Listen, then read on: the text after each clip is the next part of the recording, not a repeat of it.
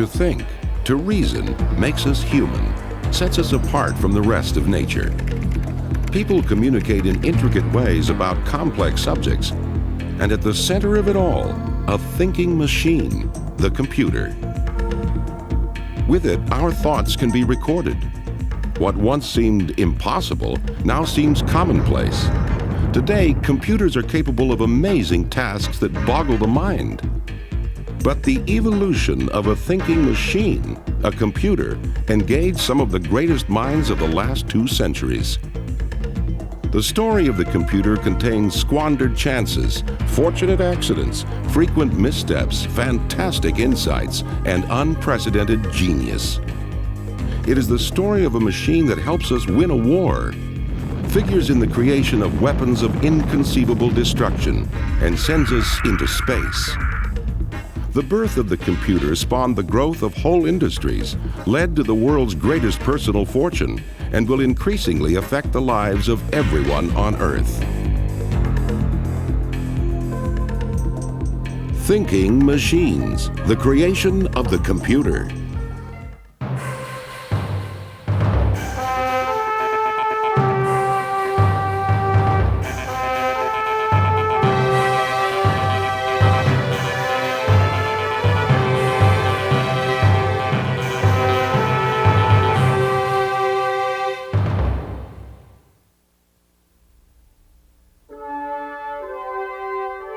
Our world is increasingly filled with countless wonders that would not have been possible without one machine, the computer.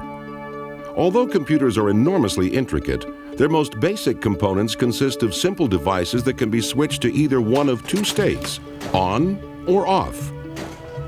The computer creates its magic by calculating with a speed and accuracy that far surpasses its human inventors. Computers stagger the mind with their complexity, but simply put, a computer takes information, processes it, and then outputs a result. It's all done with a unique partnership of hardware and software. Hardware comes in boxes. They're the physical components, such as the monitor and hard drive. Software comes on disks. Software consists of instructions that tell the computer what to do. One way to start this computational partnership is to type on the keyboard, providing input. The input is picked up by the central processing unit, or CPU, the computer's brain. Using instructions provided by software, the CPU processes the input. The magic behind the CPU is its blinding speed. Modern processors are measured in MIPS, millions of instructions per second. While processing, the CPU may retrieve data stored in random access memory, known as RAM, or data stored on a hard drive. Modern RAM is so quick that every second it can send the equivalent of 10,000 typewritten pages of information to the CPU.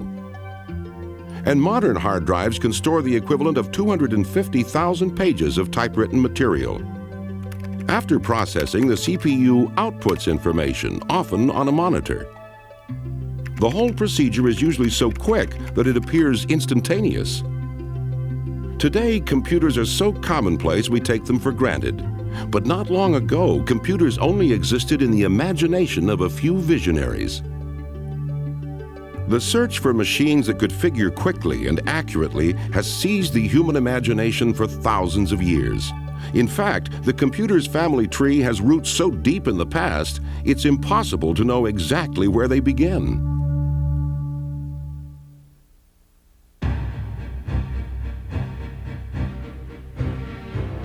By the early 19th century, the European Industrial Revolution was well underway, and the development in production and commerce came from the maturing fields of engineering, navigation, surveying, finance, and science.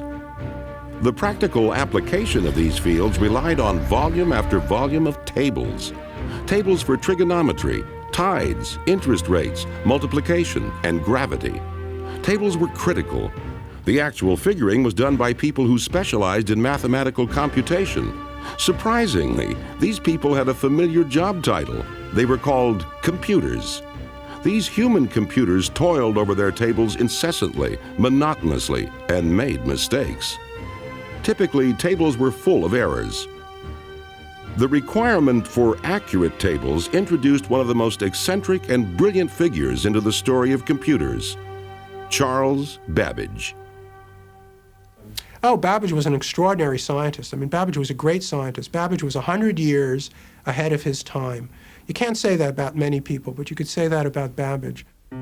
Charles Babbage represented that extraordinary element of British society, the scientist aristocrat. Many were known for their eccentricities, and Babbage was no exception. As a youth, Babbage devised footwear of hinged boards intended to allow him to walk on water. Never one to shirk adventure, he tried them out himself, but flipped over and nearly drowned.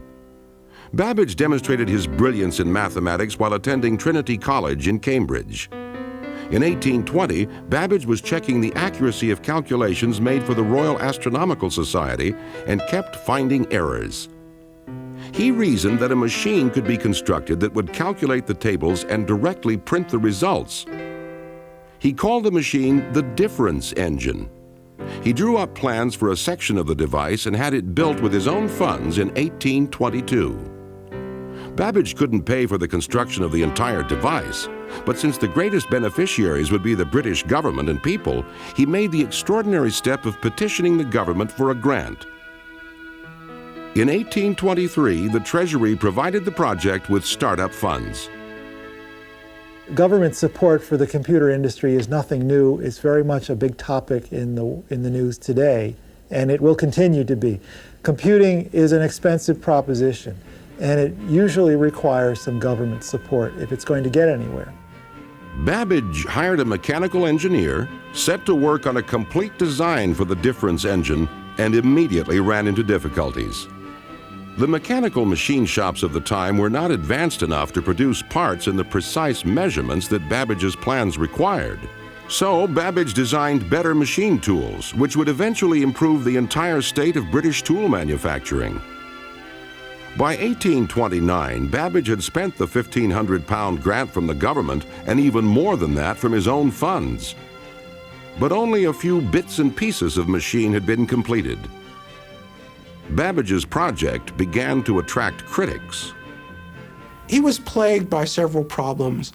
One of his problems being his perfectionism, another problem being that his work was not understood or appreciated by the people of his time.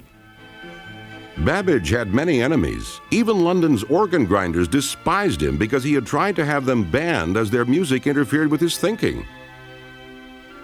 But the inventor continued to toil, and finally, in 1832, there were enough parts to assemble a section of the engine. It functioned perfectly, solving equations and producing 6-digit results. But it was only a small part of the proposed machine. The skyrocketing costs and lack of results finally made the government pull its support from the project. Although disappointed by the cancellation, Babbage had contributed to the project's demise by suggesting that a new device he had conceived, the analytical engine, would be vastly superior to his old design.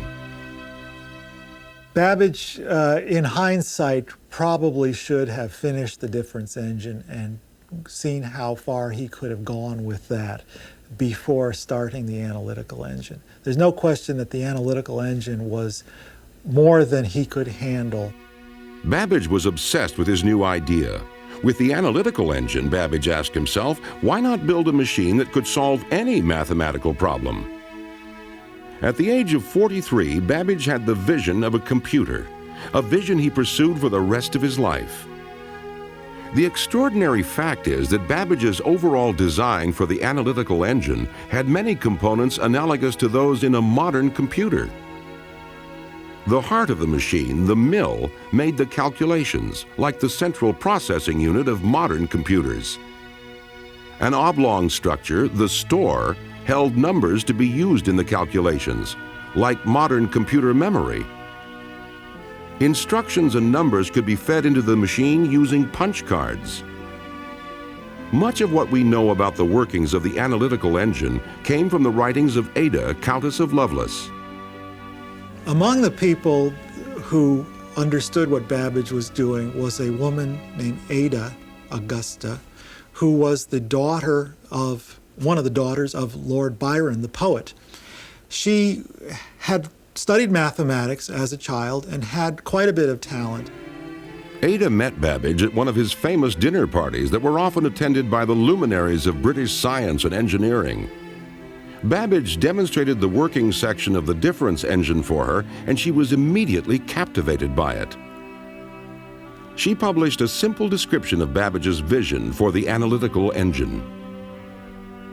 Ada wrote some descriptions of it, and she also appended to these descriptions a hypothetical way that this machine could solve an equation. And on the basis of those descriptions, people often call her the world's first programmer. But she was never to program a real machine.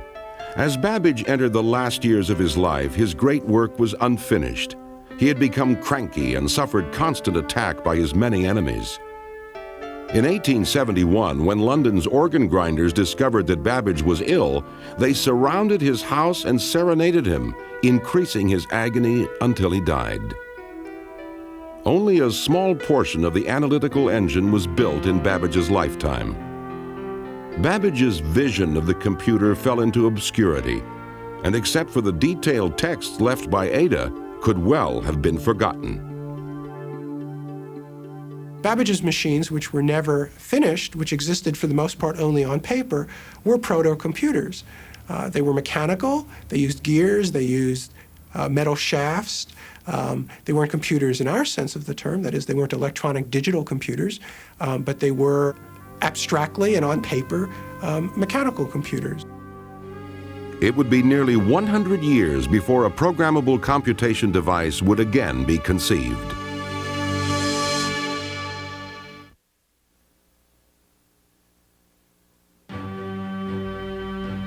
In the late 1800s, the idea of a programmable computer was a distant dream, but the American dream was becoming a reality. America was on its way to becoming the world's greatest industrial power and opened its arms to immigrants from other lands.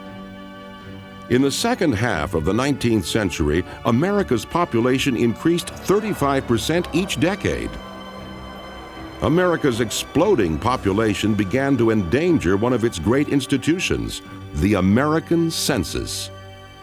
The census, which is required by the Constitution to be held every 10 years, was still being done by old-fashioned people with making check marks on pieces of paper, and it simply couldn't keep up with the tremendous surge of population in the U.S. The crisis reached a head in 1887. The Census Bureau was still hand-tallying the data from the 1880 census. Desperate for relief, the Bureau pleaded for any method that could speed up the counting of the 1890 census.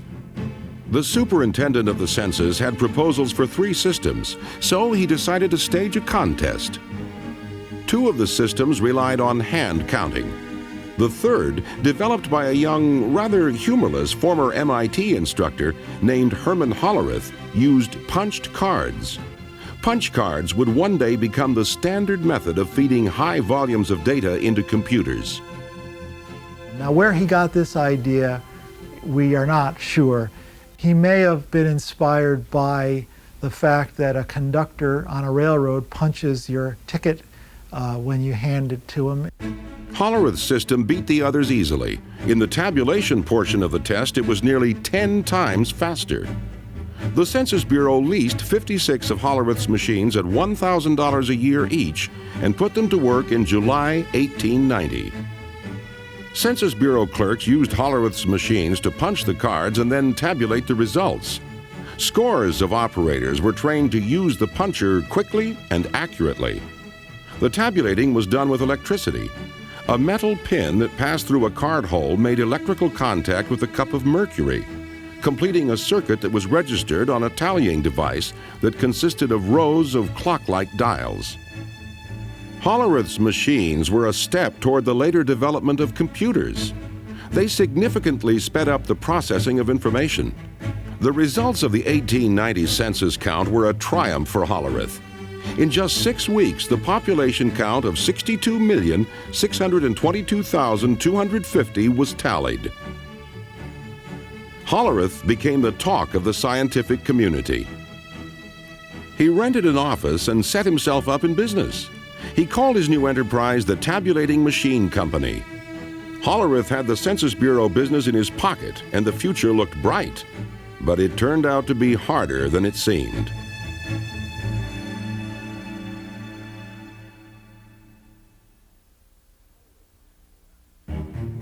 Hollerith's natural aptitude for mechanical devices was obvious, but he also proved himself to be a dogged businessman. He drummed up business among one of the biggest industries of the day, the railroads. With the increase in population and the push west, the railroads had grown into enormous organizations with personnel, stations, cars, and customers scattered all across the country. Hundreds of clerks produced tons of paper to help track and manage these vast empires. Hollerith convinced the New York Central Railroad to try out some of his machines. The experiment wasn't a success. Hollerith's machines could compute fast enough for census work, but couldn't keep up with the speed and volume of the railroad business. After 3 months, the machines were removed. Hollerith was short on capital and faced ruin. He moved his family into his mother-in-law's house. He sold his assets, even his horse, to raise money to redesign his machines, to improve their speed, reliability, and ability to make additions. Hollerith even customized the punch cards for business computations, such as adding columns to store dollars and cents. After a solid year of tedious work, Hollerith returned to the New York Central and offered them free use of his new, improved, and faster computing machines for a year. Within 3 months, the railroad was convinced and contracted to lease the machines. The Tabulating Machine Company was back on track. Hollerith had avoided bankruptcy and now had more work than he could handle. And Hollerith, you could say, came along just in time. It was a combination of his invention making this available, but also the need out there required something like that. So it was a convergence of the social needs or the social factors on the one hand, and the inventiveness sort of pushing from the other hand. But Hollerith was weary. He was diagnosed with a bad heart and ordered to slow down. In 1911, Hollerith sold his shares in the Tabulating Machine Company for over $1 million. Hollerith's former company was merged with 3 others and, led by master salesman Thomas Watson, grew into a major supplier of business equipment. In 1924, Watson renamed the enterprise International Business Machines, IBM. Because of Hollerith, the name IBM would become synonymous with computers. By the 1930s, as America limped out of the Great Depression, companies like Burroughs and IBM foresaw continued growth and success. Over the next decade, progress would be slow. It would take the destructive forces of World War II to give the computer its next great advance.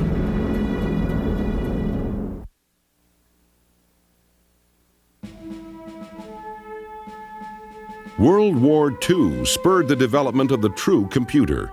And in the turbulent days before the German blitzkrieg smashed Poland, a young Polish engineer walked into the British embassy in Warsaw and made an astounding proposition. He offered to sell the British the secret to the unbreakable German code machine, the Enigma. The British desperately wanted to crack the Enigma machine, used by German commanders to encrypt their most secret military radio messages. Radio is a wonderful piece of technology, but the very beauty of radio, the fact that you broadcast messages out, makes it very bad for military traffic, because the enemy can read your messages as well as the person you intended to read. So you encrypt the message. British intelligence supplied the engineer with a fake diplomatic passport and smuggled him out of Warsaw. While guarded by French agents in Paris, the engineer provided details on the code machine's ingenious operation. In the Enigma, plugs were rearranged to conform to that day's codebook combination. The power of Enigma was that this plug arrangement constantly varied how letters were coded throughout a transmission. The number of letter variations was astronomical, so high the Germans considered their code machine to be unbreakable. But the British now knew how the machine worked. They realized that they could very quickly try different key combinations on a small part of the code. Then, when that small part was broken and the key revealed, the rest could be decoded effortlessly. North of London, at a secret installation in Bletchley Park, British code breakers built a computer-like machine to do just that. Colossus. Colossus used over 2,000 vacuum tubes to process 25,000 characters per second.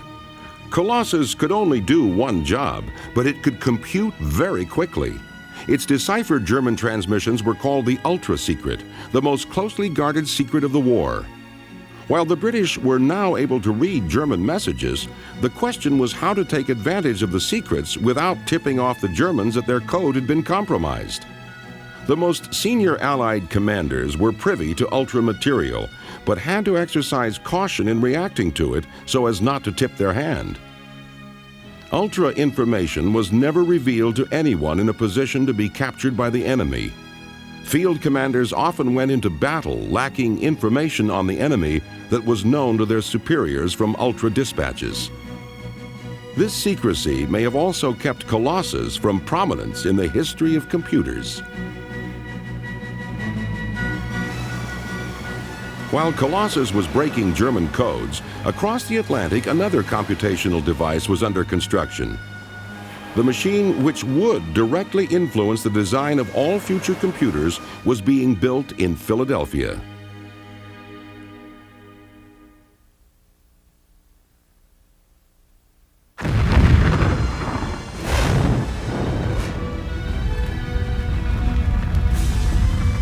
In response to the attack on Pearl Harbor, American industry quickly became a powerhouse producer of the implements of war. But by 1943, there was a critical shortage of a surprising component of the war machine: firing tables for artillery pieces.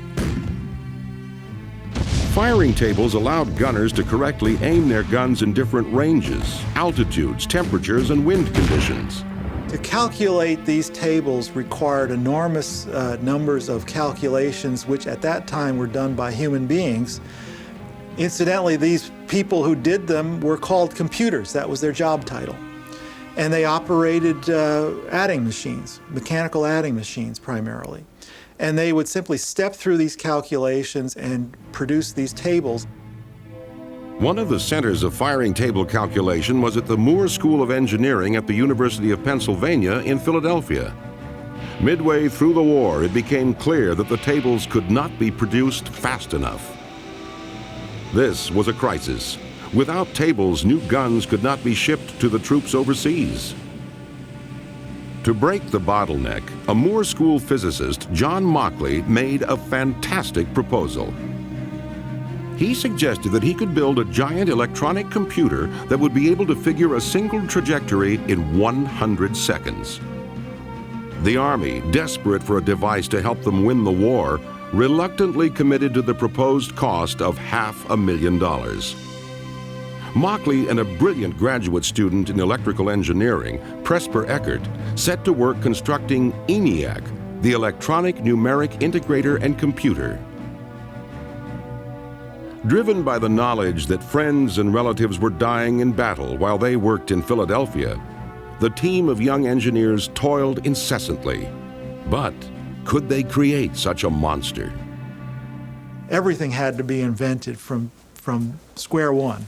And then they had to build it, and then they had to test it, and they had to put it all together and make it work reliably.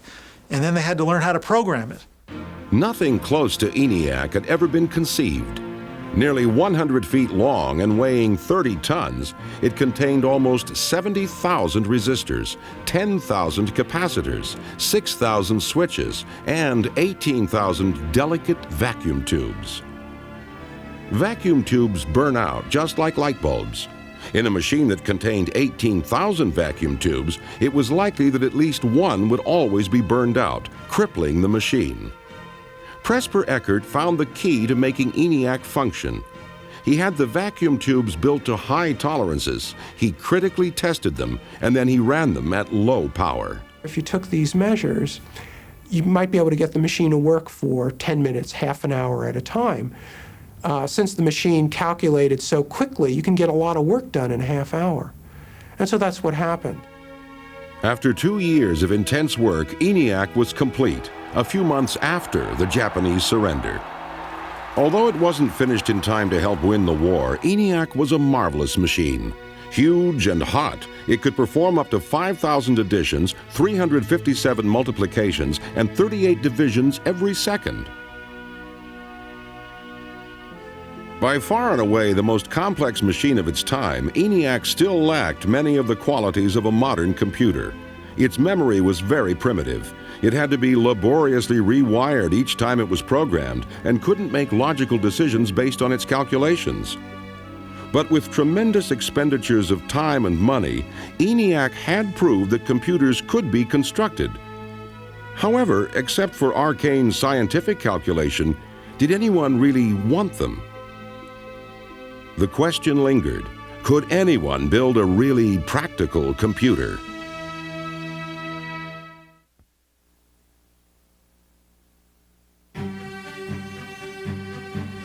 Just before the end of the Second World War, an advisor to the ENIAC project, John von Neumann, wrote a paper that was to greatly affect the next stage of computer design.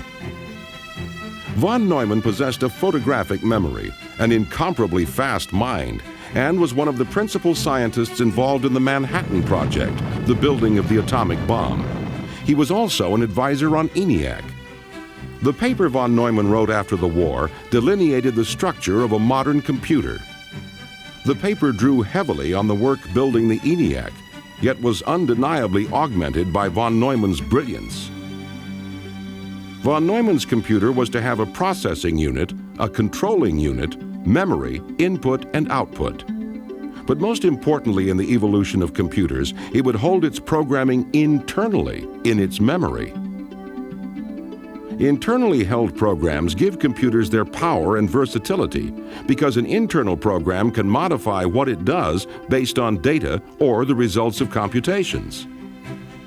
In machines like the ENIAC, programming had been hardwired or fixed, so the machine was much less adaptable.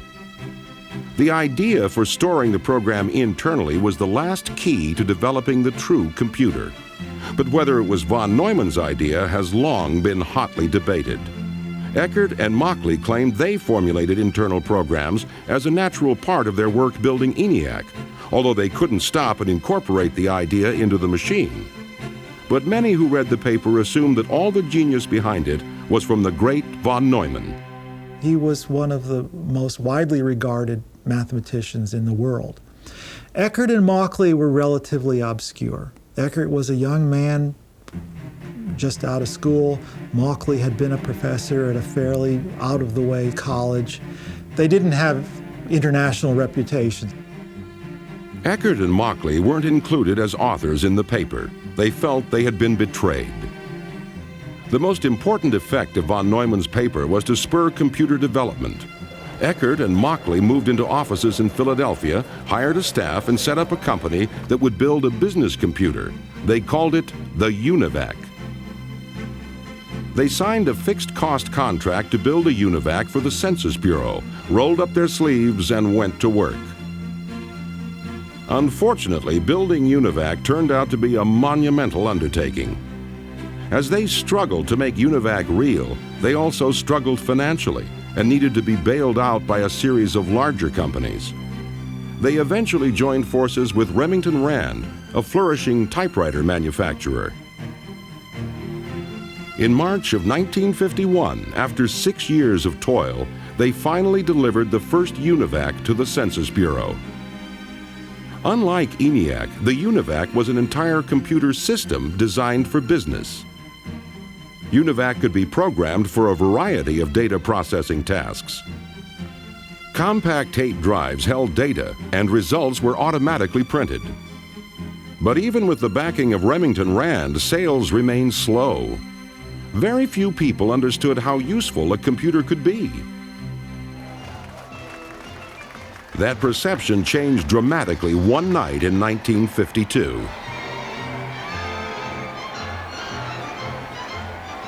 In a brilliant public relations move, Remington Rand arranged with CBS to use a UNIVAC on election night to predict the outcome of the presidential race between Dwight Eisenhower and Adlai Stevenson.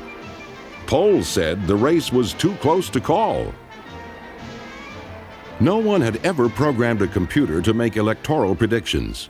Eckert and Mockley's engineers entered their customized algorithms right until airtime. The operators fed in the results of selected eastern precincts and at 9 p.m. ran their program. UNIVAC predicted a landslide for Eisenhower, but the polls said differently. The operators didn't believe what UNIVAC was telling them and assumed their programming was at fault. Quickly, they reprogrammed the machine to better reflect what the experts predicted. As the night went on, it became clear that Eisenhower would indeed win by a landslide. CBS sheepishly announced that they hadn't believed the machines. When all the votes were tallied, UNIVAC's initial prediction was off by less than 1% of the final result, an extraordinary prediction even by today's standards. The power and utility of the computer had been proved.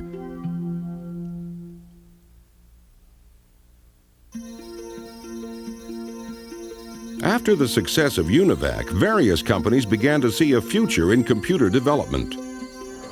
New companies like Burroughs, as well as old giants like General Electric, jumped into the computer business. But most large American businesses were dependent on the data processing systems provided by one company, the office machine monolith, IBM. IBM had no computers.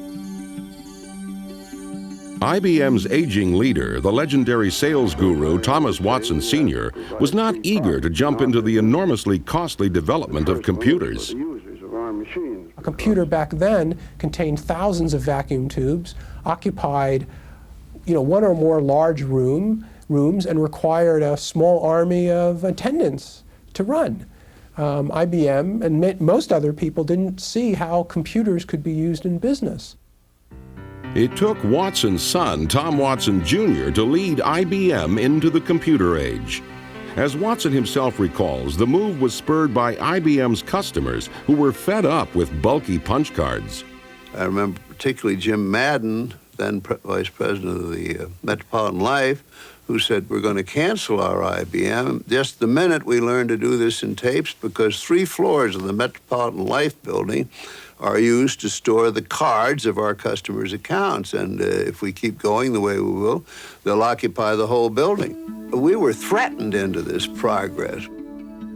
Faced with the prospect of losing customers, Tom Watson Jr. ordered the development of a computer. IBM's famous sales force told their customers a computer would arrive soon. In fact, it was still being planned.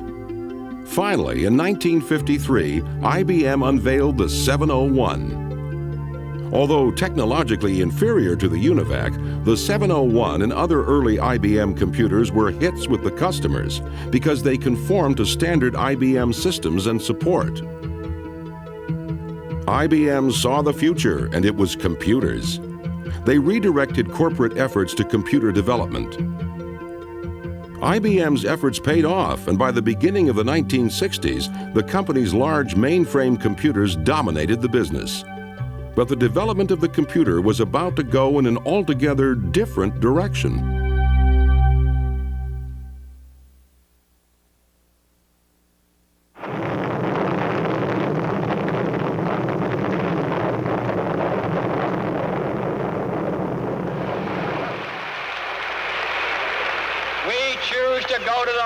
In this decade and do the other things, not because they are easy, but because they are hard. In 1961, America was trailing Russia in the race for space.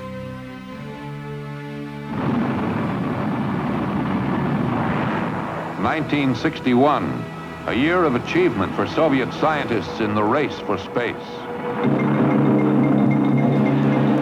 Yuri Gagarin has become the first human to orbit the Earth. and crowds in Moscow's Red Square salute the 27-year-old cosmonaut.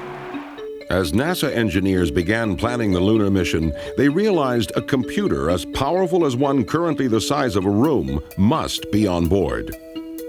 The engineers wondered, is such a small computer even possible?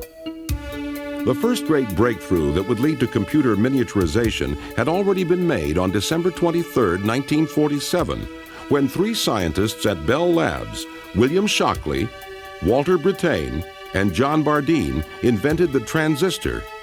Formed on the semiconductor silicon, the transistor could replace large vacuum tubes in computers.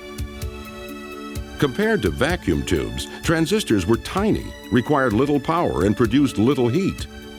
The breakthrough was sufficiently important that the three inventors of the transistor were awarded the Nobel Prize. A computer that could navigate to the moon and back would require thousands of transistors, and although small, they were not nearly small enough. The next step in miniaturization occurred in 1959 when Robert Noyce and Jack Kilby, engineers for rival transistor manufacturers, independently came up with breakthroughs that led to the same revolutionary idea. An entire network of electronic components, transistors, diodes, capacitors, and resistors could be incorporated onto a single chip of silicon. This great innovation in electronics was called the integrated circuit. Using integrated circuits, a 10-ounce computer was built that was as powerful as a 30-pound one made of transistors. But integrated circuits had an inherent problem.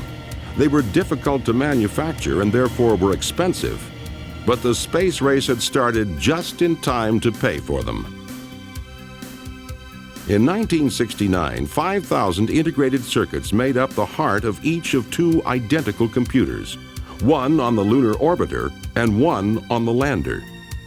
For their size, these were the most powerful computers on Earth, soon to leave the Earth entirely. Beautiful, just beautiful.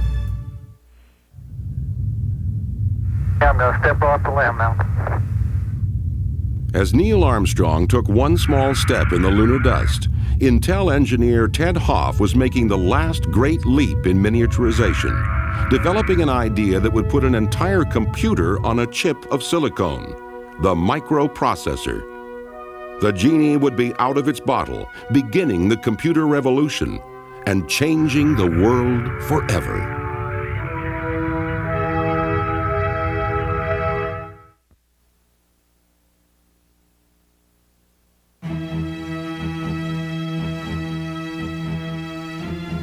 Okay, Houston, we've had a problem here. Apollo 13, intended as the third lunar landing, had just lost two fuel cells and was venting oxygen into space, 200,000 miles from Earth. Soon, the second oxygen tank would begin losing pressure.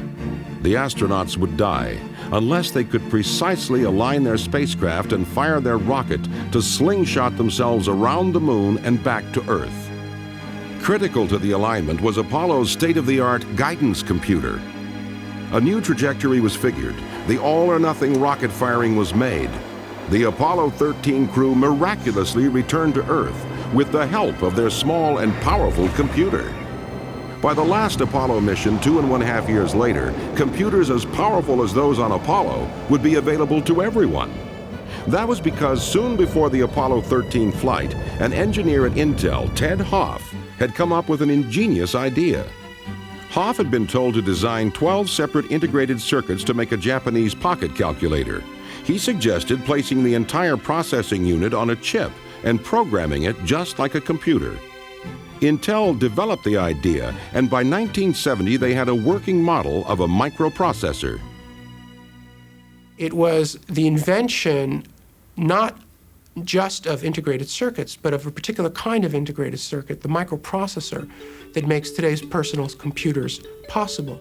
Smaller than a fingernail, a microprocessor contains many of the components of a computer, including a control unit, a clock, and areas where data can be stored and modified. Processing power was about to become very cheap and very compact.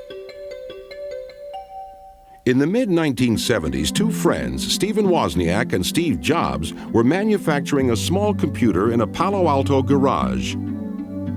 Steve Jobs was a college dropout, but he was a college dropout with a difference. He was very intelligent.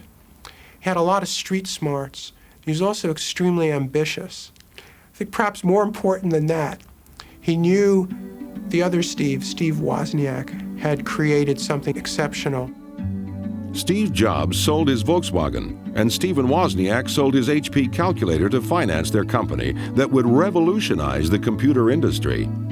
Jobs trekked all over the San Francisco Bay Area to find buyers for the $500 machine, which they called the Apple I. The Apple I was large and unwieldy. Jobs realized they needed a new design for a computer that anyone could use. Wozniak began to build the Apple II. The fate of Apple changed dramatically when, in the fall of 1976, a visitor to Wozniak's garage saw the prototype of the Apple II. The visitor was Mike Markkula, who at 32 had retired from Intel as a millionaire. He was so impressed by the Apple II that he joined Apple and put it on a sound business footing. The Apple II was introduced to the public and sales skyrocketed. But in 1978, even with the success of the Apple II, using a computer wasn't easy. The early Apple computers, as well as all early personal computers, did not have graphical interfaces. They didn't have mice. They had what's known as a command line interface. That is, you typed instructions into the computer and your instructions appeared as text on the screen. A simple-to-use computer had been conceived by a computer scientist named Doug Engelbart. He demonstrated his vision in 1968 at the Fall Joint Computer Conference in San Francisco. If I hit W, it'll say delete word. The arrow moves back and forth to give me feedback. Wielding a keyboard and a pointing device he called a mouse, Engelbart worked with a computer 30 miles away, linked by microwaves, and demonstrated word processing and hypertext. Many in the audience went home inspired, but one group alone was to fulfill Engelbart's vision. That group was just down the road from San Francisco at Xerox PARC. In 1970, Xerox dominated the copier industry, but thought the future might be in computers. A young Xerox executive, Robert Taylor, worked with a team to transform the way the computer industry was perceived. As Robert Taylor himself remembers, the chairman of Xerox at the time, Peter McCullough, made a speech where he said that Xerox was going to become the architecture of information. So I asked his speechwriter not too long after that, what did that mean? Because I had an idea about what it ought to mean, and so did some other people. And the speechwriter said, well, he didn't really know, but it's a ringing phrase. And so I said, well, we're going to make it happen. Robert Taylor hired many of the country's top computer scientists and challenged them to create an easy-to-use personal computer. The result was the Alto, which incorporated many of the innovations in personal computers we take for granted today, all developed at Xerox PARC. The Alto used a mouse, a graphical interface, built-in networking, and printed on a laser printer. Xerox developed the Star, the commercial model of the Alto, but it never sold well. Xerox was a large and very successful photocopier company. And it didn't really understand computers, didn't appreciate the brilliance, the originality, and the enormous commercial worth of the computer developments at Xerox PARC. But Steve Jobs did.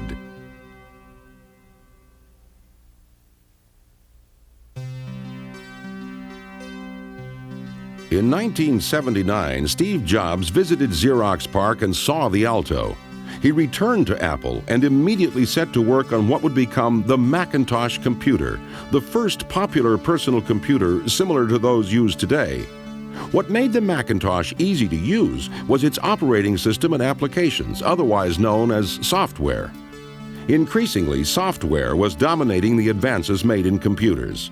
Bill Gates, the young president of computing software company Microsoft, understood the importance of software to the future of computers and parlayed this vision into a vast software empire, making him the richest man in the world. The dream of a machine that could think had come from a mechanical device to an electronic one, where the bits of coded information that ran it were as important, perhaps more important, than the machine that they controlled. This may have been the best evidence that a thinking machine had arrived and could now be placed on your desk. Soon, nearly half the jobs in America would use the computer. Within the decade, microprocessors would be everywhere, incorporated into automobiles, appliances, and scientific instruments, significantly increasing their capability and reliability. Unprecedented fortunes would be made in businesses that hadn't existed a decade before. Education would be transformed forever, as the access to information would be transferred from libraries and universities to your desktop. The Earth would shrink with unprecedented speed as a worldwide communication grid became accessible to anyone with a computer and modem. And even now, the evolution of a thinking machine isn't finished. Computers have already changed the way we live, and they'll change the way we explore our world and other worlds in the 21st century. They will take us to distant galaxies, and they will connect us right here on Earth. Computers will continue to become more interconnected.